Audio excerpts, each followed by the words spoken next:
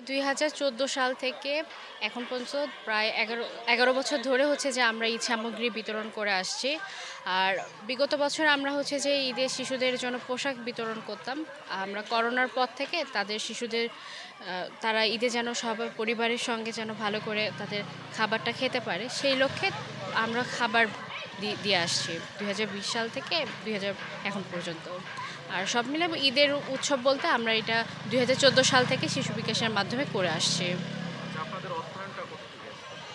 অর্থায়ন মূলত আমাদের সদস্য এবং উপদেষ্টা যারা আছেন তাদের মাধ্যমে আমাদের অর্থায়নটা হয়ে আসছে। আপনাদের ভবিষ্যৎ পরিকল্পনা কি?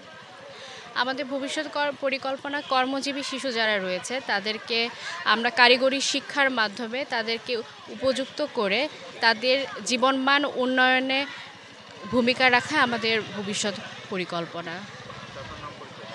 আমি মনিরা সুলতানা, সহসভাপতি, শিশু বিকাশ নওগাঁ।